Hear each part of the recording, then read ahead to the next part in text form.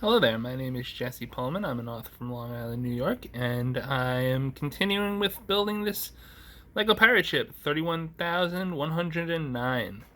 Uh, Small piece of information that might be vital. I might even field test this. Models do not float. When we last left off, we were on bag number 5. We also have the Pirate Queen hanging out. Now, she is an interesting character because she is in charge of all the pirates. That means she outranks Captain Goldhook, who she's got a connection to. She also outranks Admiral Swiftshank, who defected from the Kingdom Navy and joined her cause. I wonder why. I got ahead of myself and tore into bag 5 already. It's already open. Sorry. Now this little guy is just full of articulation. That'll be fun. Look, I'm not professing to be an expert here, but from this page to this page, there's a lot of differences that are not accounted for by this. So I'm wondering if I'm just following these instructions poorly, or if they kind of skip this step here. Because you can see how here there's, wood paneling. Here it's still naked. So I don't get it. Okay, so I think I've got it done right. Oh god, we're really using the 1x1s, aren't we? My least favorite thing to do. Internalized screaming. So for those who don't know, I do have a fine motor skill impairment. That's part of how I got into LEGO in the first place. And don't get me wrong, I'm not complaining. It's actually beautiful. It's just, this is a lot. And it's like alternating colors. It's gonna be fun. So I'll be back in like 10 minutes. There, that wasn't too bad, and now you can sort of see the caboose setting up. So this section calls for a 2x10, and you can see that it gives you more than a 2x10. It gives you a 2x10 and a 2x14, so be careful. An important thing to note here is that as we're putting these connectors in across the ship, we're reinforcing the relatively flimsy nature of it, making it much sturdier. And that's good for transportation purposes, because I'm going to have to move this ship at least once. So I'm applying these little blue pads here, and I realize it's done to kind of join pieces together and to give it a little sliding capability. But for my headcanon and for the comic, these are little hover pads that make it so that these boats are actually hovercraft. And they hover along the water and they shoot. So that's fun. I know LEGO likes to give a lot of extra pieces in case you drop one or lose it, or they just forget and then they've got an extra one already in there. But I'm always a little anxious when I have leftover pieces because I'm not always sure where they might be supposed to go. But for now, they're going into the Ziploc. And that's it. That's bag 5. Next up is bag 6, where we're building the caboose. So this will be fun. Okay, so here I'm clearly supposed to have green little triangles. I have black little triangles. I guess that's that.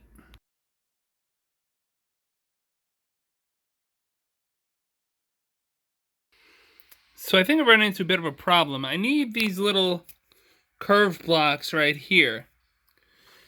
And I just don't see them in here anywhere.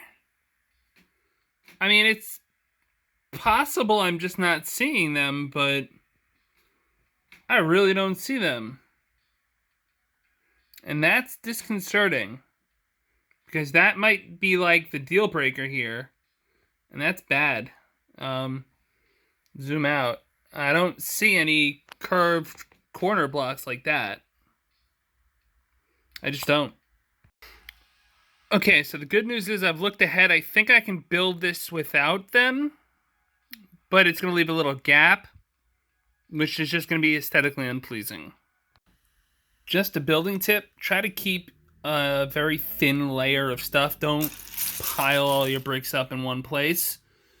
It helps to be able to scan with your eyes if you just have it all spread out as much as you can. I know you may not have as much room to work with, but it's helpful. Okay, I might be able to get away without those little triangles, but this little hook here is kind of important because it hooks on to the very back of the boat here. And again, I'm not seeing the pieces anywhere. This is what came in the bag. This is assembled, this is underneath. I even did a strategy where I put all my bags in one bag so that if I happen to lose a bag, I'm fine, but this is not good. This is kind of like not doable without this. Am I just missing something here? Like, what's going on? So after much panic and disarray, I found this sitting in the box with the other bags. It's labeled bag 6, which is interesting because I just opened bag 6 and it seems like it was missing stuff. So maybe this is just something that didn't get sorted correctly. I don't know, but let's hope that it's got what I need in it. All right, we're on the right track. All right, so maybe somehow I dropped the bag into the box when I opened the big bag 6. Maybe it's just separate for some reason. Maybe it's just an error. I don't know, but we're on the right track. We're doing well. We're doing well. Oh yeah, they also had the green triangles in stock with that, so that's good. All right, now I've got to build the walls of the caboose.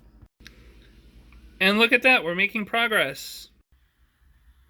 This little blurry guy is the reason why I keep the Ziploc, because sometimes you can't find a little piece, but you happen to have a spare one from a previous bag.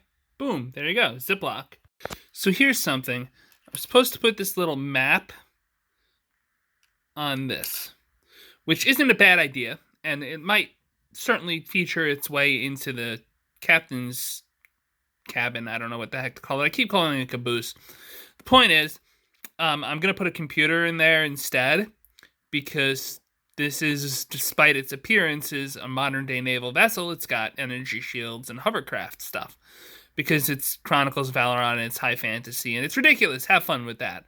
Also, because I don't know if that map is accurate to what the Kingdom of Valoron looks like, and I'm just a little iffy on including it. And here we have where it clicks in, but I can't click it with one hand. So we're on to bag 7, which looks like a roof and some other stuff. That could be fun. It's not quite flat, but it is serviceable. I want to take a moment of appreciation to go over the curvature here. It's really well articulated, and I think that's important for a build like this. You know, this is not an easy build. Here we are at the start of bag 8. It's gonna be fan-freaking-tastic. I love it. I love that Lego includes these little 1-to-1s, so you can always quick measure with your eye. Now, forgive the mess, but this set has actually got more height than my water bottle. So this is where we're at with number 8. Again, please excuse the mess. Bag 8 is done. We're also finally using these little hoists, I guess they're called, that we talked about in the first part of the build log.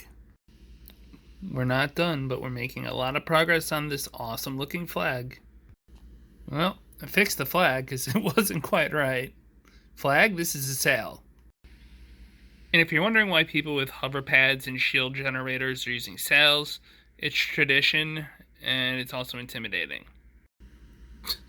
I'm just amused. It's got a gangplank. Walk the plank. This little mermaid is going to be like the final boss, isn't it?